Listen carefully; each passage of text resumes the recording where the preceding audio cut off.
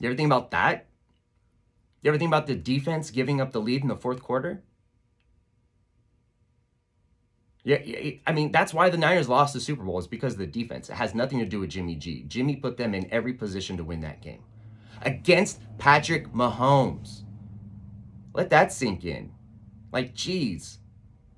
Oh, but he's lost confidence because they drafted Trey Lance. They drafted Trey Lance for the future, which is exactly what you want your front office to do. The writing on the wall. Jimmy may or may not be a key piece in 5 years. Well, no duh. That doesn't mean Jimmy can't win you games today. That doesn't mean Jimmy can't put you in the position to make the playoffs in 2021. Now, Jimmy's been hurt. It hasn't quite panned out. They've had to deal with a lot of other injuries. Yes, injuries are a part of the game. That doesn't mean it's not a reason.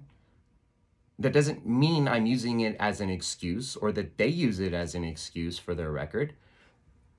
But it does mean that that is a reason why their record is what it is. Jimmy put the Niners in position to beat the Packers. Aaron Rodgers and the Green Bay Packers. 2-minute drive, got a touchdown, 38 seconds on the clock. Jimmy did that. James Garoppolo did that. And the defense couldn't hold for 38 seconds. I think Jimmy would have had a good shot at beating Seattle.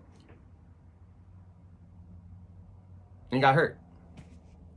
I think Jimmy would have had a good chance of beating Arizona in that first game because the defense actually held Arizona in that first game to 17 points. Trey Lance was able to muster 10. Trey Lance looked like a deer in headlights. He looked real rookie-ish against that Arizona team. I think Jimmy could have won that game. So that right there, that's 3 wins. You could be 6-2 right now. But all these voices out there screaming nonsensical takes. You could be 6-2. Now I'm not that could be, coulda, woulda, shoulda guy. I'm looking at it through an analytical view. Jimmy G has the opportunity tonight going up against a Rams defense. It's a little banged up. No Von Miller.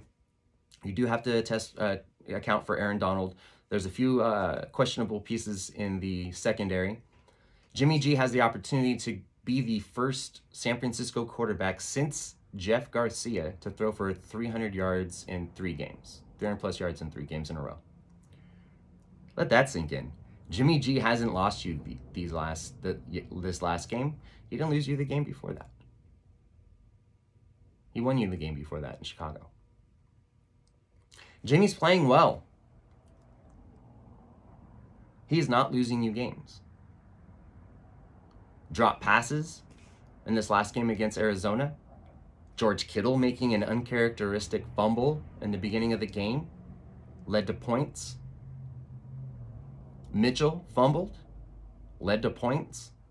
That right there, 14 points, you're behind the 8 ball already. This team doesn't play very well from behind. We know that already.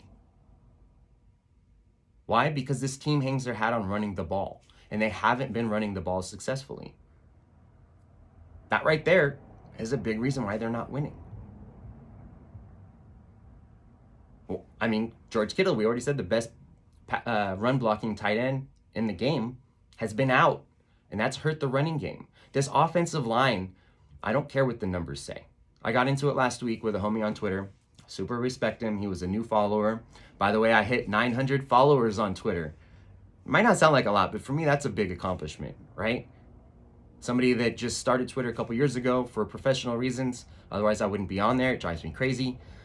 But 900 followers. Anyway, this one guy, he's one of my later followers. And we were going back and forth for a while last week on the offensive line. And he's putting up numbers, right? I already mentioned these stat watchers. Pro Football Focus had the Niners rated as the 4th best pass blocking offense. Seriously? That was after the Bears game where the Bears didn't have Khalil Mack, and Jimmy's uniform stayed clean the entire game. So I think that really catapulted them up in the pass blocking stats, right? So I don't put a lot of stock in this offensive line. I said it in the preseason, back when the show was the Blitz. Me and Timmy were on here, and I was like, this offensive line could be a question mark. I don't like it. I don't like their protection. I don't like how many sacks they give up. Oh, well, Jimmy's not a mobile quarterback. Jimmy's plenty mobile. But it's hard to escape 4 guys when the pocket is collapsed all around you regularly. Or you get guys coming off the edge untouched. Blindside, bam. Jimmy's plenty mobile. Jimmy can get out of trouble. We've seen it. Trust what your eyes are showing you and don't go off of the narratives that the media pushes. Jimmy's plenty mobile. Stop it. We've seen Jimmy run plenty. But that's not his primary focus. We don't want to see Trey Lance run that much. We want to see him to run out of necessity. I don't really want to see run plays called for him. Especially not this season if we see him in games. I don't really want to see him run this year. Why? Because we already know he can. So why not have him do it in games that matter? Why not, right? We know he can run. So what's the point of doing it this year? I'd rather see him get passing opportunities in any of these Lance packages that Shanahan has mentioned. I would rather see him pass the ball because I want him to get that experience, not experience running it. He's not a running back. He's a quarterback. I want him to see him played as such because the runs will come when the opportunity presents itself. They don't need to come from calling up the play. Now, Mac Jones, since we're talking a little Trey Lance, Mac Jones was drafted this year. Mac Jones is somebody that was a possibility on the Niners draft board. Mac Jones's name has been floated out a lot in Bay Area media and 49ers coverage, especially by fans because of the media and the coverage and what they think they're seeing happening in New England. We're already getting the, I should have taken Mac Jones, shouldn't have given up all those picks to go up and get Trey Lance. We should have just taken the more NFL-ready quarterback in Mac Jones. Pause. New England didn't have a viable option in their eyes at quarterback to start in 2021. So they went out and they got an NFL-ready today quarterback. The Niners weren't in that position. The Niners had an NFL-ready quarterback already, so they were able and had the opportunity to pick up a project, which is exactly what they told you they were doing with Trey Lance, a project, have him sit behind an NFL-ready quarterback that played in the Super Bowl in 2019, his first full healthy season. And so future looked bright. But so many people didn't want to pay attention to the things that were being told right to you, directly to your face. Trey Lance looked great in preseason and training camp. With the second unit, Trey got no run with the first unit. Your QB1 gets run with the first unit, period. Jimmy took all of those snaps in the preseason, the exception of maybe a few here and there, right? Mix it up a little bit. Why not? It's preseason, training camp. Trey Lance needs to develop, folks. I'm going to tell you right now, we're going to go through some stuff. Mac Jones v. Trey Lance. Trey Lance needs to develop. Trey Lance does not have the college experience Mac Jones had. Trey Lance, in fact, had the least amount of college experience out of all of those quarterbacks taken in the first round. What does that tell you? He needs time. He needs time to develop. Mac Jones, where did he play college? Alabama. Roll Tide! Alabama. That's one of the top schools in the NCAA in football. Alabama. They're always there. They're always one of the top 5 teams. Season in, season out. Nicky Sabes. It just is what it is.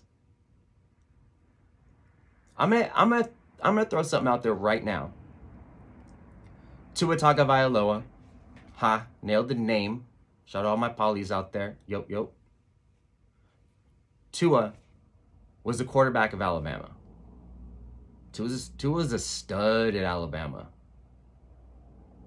Mac Jones backed him up.